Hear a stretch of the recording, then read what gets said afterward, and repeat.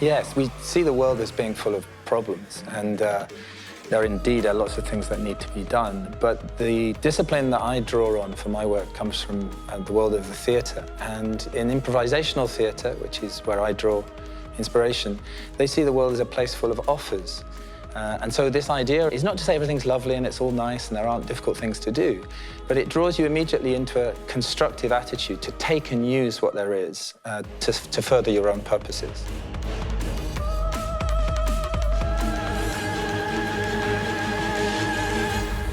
A complex world demands an improvised response for the simple reason that you cannot anticipate what is going to happen. So there is so much going on in an interconnected world, and everything connects together in such a way that there is always going to be an unpredictable element. So it's not to say that you don't need to prepare and plan, but the preparing and planning in detail will only take you so far. So an analogy I always use, we built our own house. And to build a house, you have to have plans. You need permission, you need plans to be submitted to the local authorities, all those kinds of things. But if you only have the plans, then you'll never succeed. And in two ways. One is because there'll be unexpected things that occur that you'll have to deal with. So materials that don't arrive on time, or a change in the weather, something that's beyond your own control.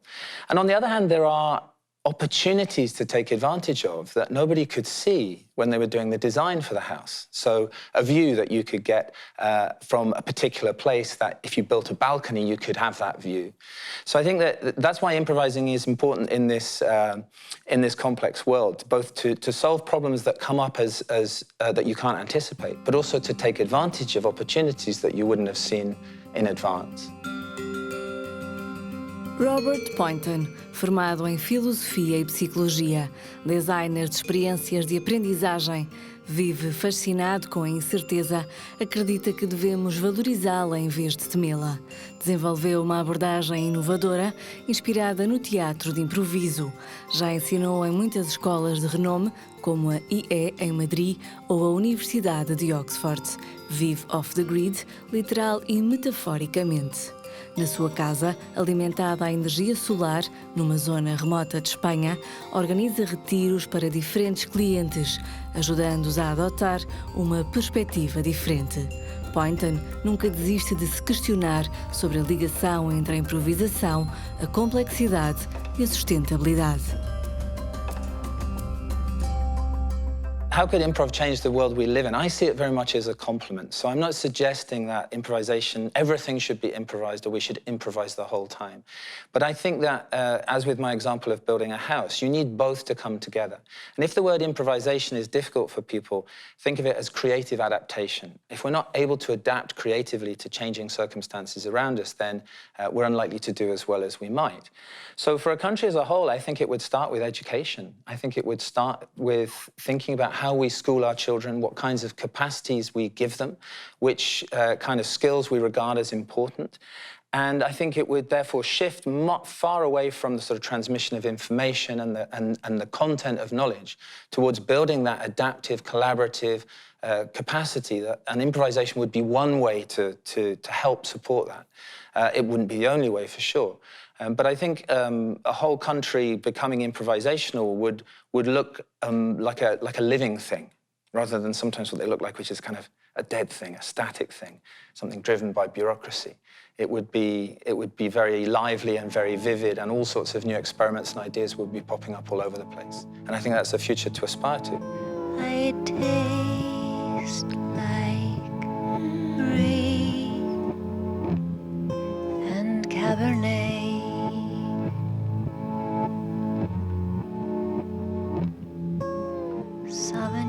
I think the importance of the humanities is only going to grow. And the reason I believe that is in the word itself. It has the word human in it.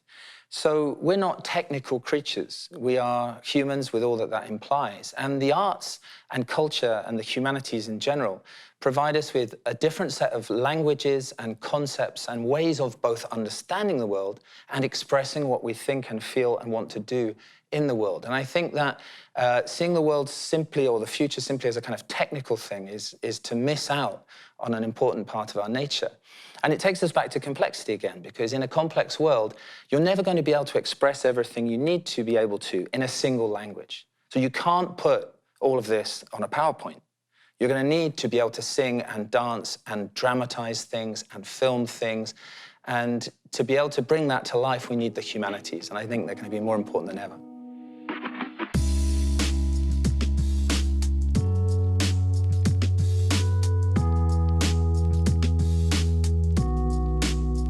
European Innovation Academy is a non-profit organization with a mission to educate future entrepreneurs. Our mission is to get to 1 million people by 2025 and help the world become more entrepreneurial.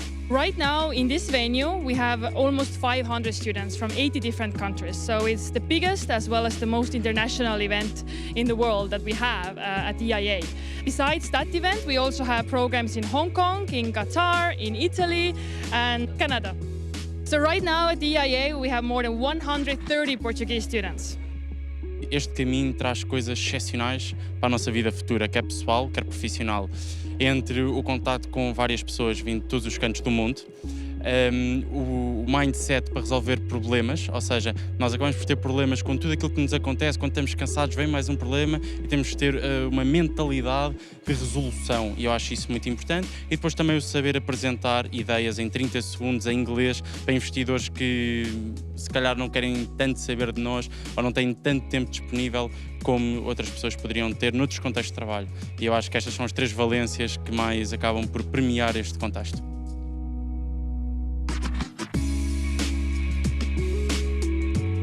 Eles aqui estão-nos a ensinar as bases, como funcionam os negócios, quais são os passos pelos quais temos de passar, qual é o processo para passar da ideia ao negócio. So when students apply to European Innovation Academy, more than anything else, they have to be motivated and they have to be ambitious. Because this program is not for normal people. It's intense, it's extreme experience, and not all students are suitable for this program. But during the program, they will get a lot of different skill sets. So they will learn how to work with different cultures, how to solve problems, and how to become entrepreneurs. I've been learning how to validate an idea because sometimes you can have like an idea that could be great for some people, but the only way to really find out is go out and not ask, hey, do you like this idea? No, but to really have a better knowledge of the problems that these people are facing. So basically I've been learning how to really create a super fast startup.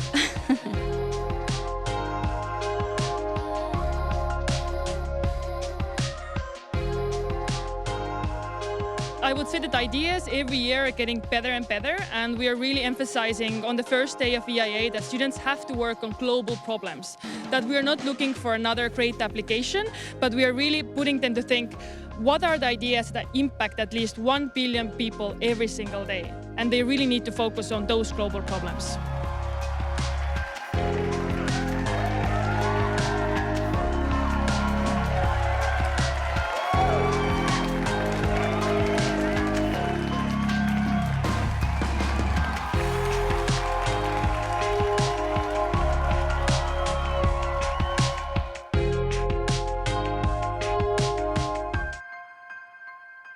The value of Singularity University, I think, is about, yes, bringing all of the latest cutting-edge technology in front of people and giving them a sense of excitement, on the one hand, about what's possible and how unimaginable the future is. So I think it's partly about animus, about imagination and excitement. I think it's also partly about reminding ourselves we're not very good at anticipating the future. And so we need to think carefully about it and learn different ways and be kind of humble. So I think that's important. And I think I work at a very old university as well as being involved with Singularity University. So I work at Oxford, which is 1,000 years old. And so I think, in a way, the challenge of a place like Singularity is to force the world of education to ask itself, what's a university for? What are we now trying to do? When learning is available via our phones and you don't have to go to a library or a physical place to access information, then we need to think deeply about what the role of learning is in the fullness of life. And I think Singularity plays an important role in that aspect.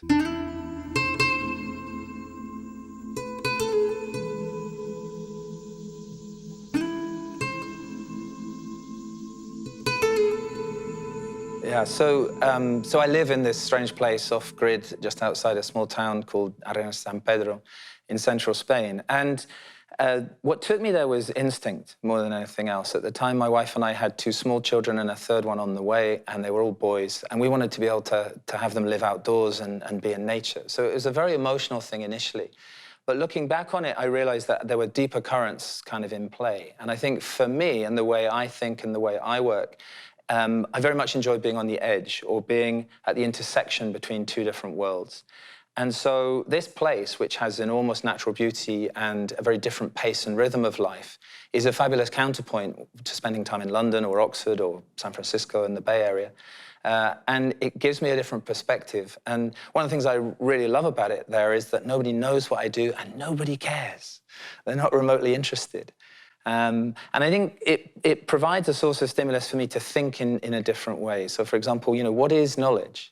So when pretty much every year, my nearest neighbor helps me to learn to prune a cherry tree, and I've been there for 15 years, and I still haven't really learned. And when I'm with him, I can tell that he can see the future. So he makes a cut here, and he can see how the whole of the tree is going to grow in 2 or 3 years. So I think that that's both humbling on the one hand, but also inspirational, because you realize that people have engaged with nature and with natural things in a very sophisticated way, even if it doesn't look sophisticated to, at first glance.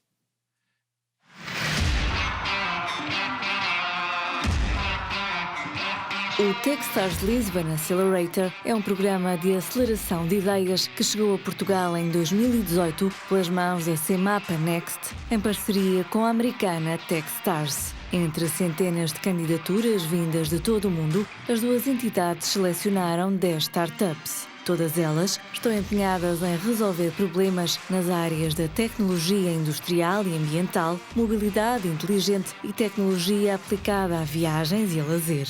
Os projetos selecionados têm a oportunidade de participar num programa intensivo com a duração de 3 meses. Têm o acompanhamento de uma centena de mentores experientes para ajudá-los a preparar planos e estratégias de negócio. O programa de aceleração permite aos fundadores das startups beneficiar de todo o conhecimento do Grupo CMAPA e tirar partido das novas tecnologias usadas por empresas de média e grande dimensão. Um programa virado para o futuro, para apoiar os novos empreendedores. So Do Pause, which I finished last week, actually, is really, it's ended up being a book about time and our relationship to time. And in the work I do at Oxford, I think it's very unusual for any of our participants to not have a problem with work-life balance. And that's how they tend to describe it. And the pressure that people are under in a fast-moving and fast-changing world to do more and more and more is enormous and comes at a high cost. It comes at a cost to their effectiveness, and it comes at a personal cost. More and more people are burning out. And it seems to me that just trying to say, no, we need to slow down, there's some virtue in that. I'm a big fan of the Slow Food Society and of the slow movement in general. But I think that there's more to it than just slow versus fast. And what got me interested in the idea of pausing is a pause can be a moment, just like that. It's difficult to make a long pause, and the way my thinking is developed, I think that those longer pauses, you need to design them consciously. Think about them in advance, build them in, budget for them, all those sorts of things. But I think one of the virtues of pause as an idea is that literally it can be 3 seconds. And there's nobody in the world so busy that they can't pause for 3 seconds. So one piece of advice I give executives is pause to count to 3 before you enter a room. And if you're in a real hurry, pause and count to 1 before you enter a room. Because even counting to 1 is going to change how you enter the room. And if you're in a position of leadership, how you enter a room is going to have a very powerful effect on the people that you're working with. So that's what I'm trying to do, is to get us away from this idea that time is a limited resource and we need to squeeze stuff in. If you look at the physics of it, that's actually not even true. So time isn't a constant, objective, measurable thing out there in the world. Time depends upon where you are, how fast you're moving. And this is the physical reality of time I'm talking about now. For us human beings, it's much more plastic than that. So if we pause for thought, if we pause for a moment, if we pause for an hour, if we go for a walk, extraordinary things can happen in a very short space of time. So we take the reading weekends, for example, they're 72 hours long.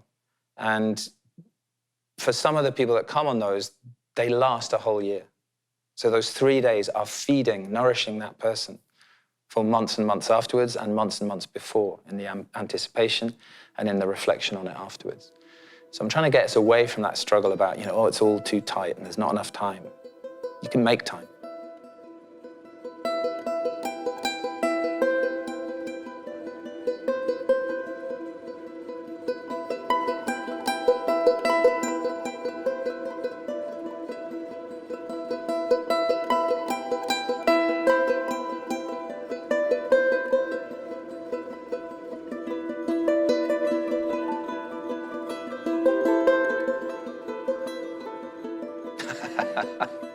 Have people forgotten how to play? I don't think so. Certainly not where I live in Spain. But perhaps they've forgotten how to be playful, and the virtues of playfulness at work. I think that things can get terribly serious. And play, if you look at play in the biological world, that animals play is a form of learning and experiment. So if things are changing around us and we don't know what's going to happen, playfulness is a way, it's a technology, if you like, that allows us to experiment with uncertainty and outcomes that we can't anticipate. So I think people are embarrassed about it. Yeah, certainly in the north of Europe and in North America, it can be seen as very frivolous. So I think there's a task there to be done to reclaim the value of play. And if people are uncomfortable with play per se, then playfulness as a quality that brings imagination and curiosity into the workplace. And I think that's needed.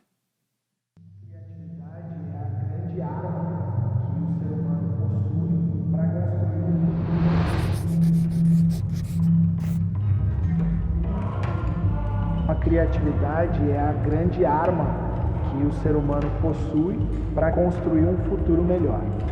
A Galp tem vindo a desenvolver novas metodologias de aprendizagem e formação numa ótica muito mais externa, muito mais criativa. A gente tem vindo a fazer isso através de parcerias com outras organizações, onde a gente possa co-criar oportunidades de desenvolvimento para as nossas pessoas, trazer novas perspectivas, novas competências, mas de uma forma muito mais inovadora. A gente, com o Rock in Rio Innovation Week, co-criou com as equipes deles um evento que mistura o entretenimento, a inspiração, o desenvolvimento de competências profissionais e, sobretudo, o networking com um grupo de pessoas extremamente diverso.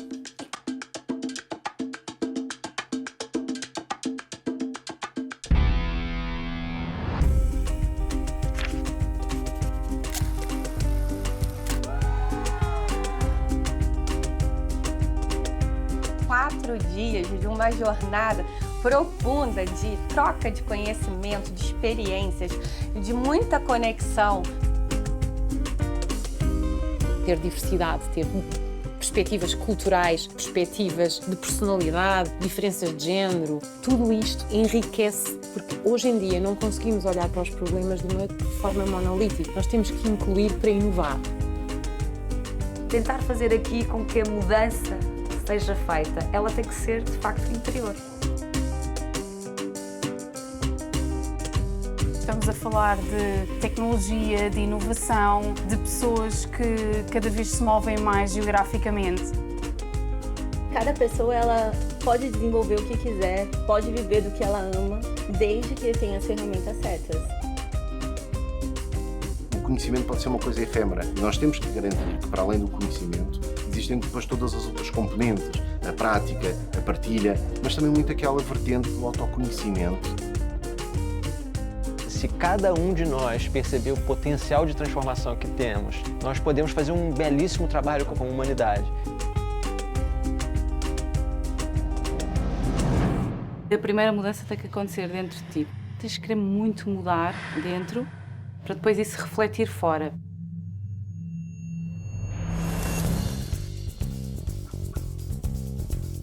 Estamos a falar, acima de tudo, de atitude. Como é que nós nos comportamos perante um desafio, como é que nos comportamos perante algum obstáculo que surja. A cultura do incentivo à criatividade ela é fundamental para que a gente possa criar soluções e resolver os problemas que nós mesmos criamos. Mas eu acho que fazer essa introspecção e se perguntar o que é importante para mim agora é muito útil, porque te traz foco. Continuem a fazer mais tecnologia, porque invariavelmente daquilo que é o meu ponto de vista vai permitir que as pessoas se conectem mais. Não há um futuro, há futuros. Nós queremos desafiar as pessoas a repensarem, a mudar. Hoje é um bom dia para mudar. Quando eu vejo alguém dizendo assim, mas eu já tive essa ideia antes, eu digo, cara, mas você não fez. So what will the world look like in 10 years? Well, particularly in an exponential world, making predictions is kind of a mug's game, you know. I mean, but let's have a go. I think it's easier to talk about the kinds of things rather than make specific predictions about how it'll look. So William Gibson, the science fiction writer, he said, the future's already here, it's just unevenly distributed.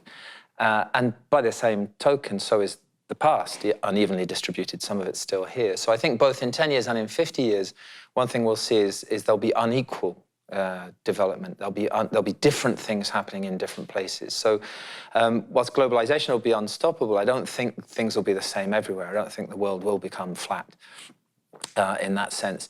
I think that what we'll see is an increasing amount of kind of small, agile, creative, vibrant small groups of people doing things will become more and more important. And I think that will have both positive and negative sides. So it only takes a small group of hackers to mount a cyber attack. It only takes a small group of people to come up with an amazing solution to a problem. So I think we'll live with this kind of we'll be living with a very creative ecosystem. I think in 10 years, probably not much will seem to have changed. At a global level, we'll see a drift of power towards China, I guess. But I think that, to me, it's more interesting to think about, I think countries will become less and less important. I think that there'll be more smaller, vibrant pockets of things happening. I think cities will become increasingly important. I think there'll be true global communities. We use that word in a very bland sense at the moment. Just if you're on Facebook, you're in a community. But I think there'll be groups of people across the world doing things in extraordinary ways that I can't imagine. And then I think there'll still be pockets like where I live, which will seem kind of untouched by much of that. And those will become increasingly isolated. So I find it hard to make any detailed projections beyond that. In 50 years, I mean, who knows? I think in 50 years, that's probably long enough to know whether or not we've averted some global catastrophe. And there are many kinds of global catastrophe that could happen, either environmental or, a dirty nuclear bomb or something. So if in 50 years one of those hasn't happened, I'd kind of think that we've done well.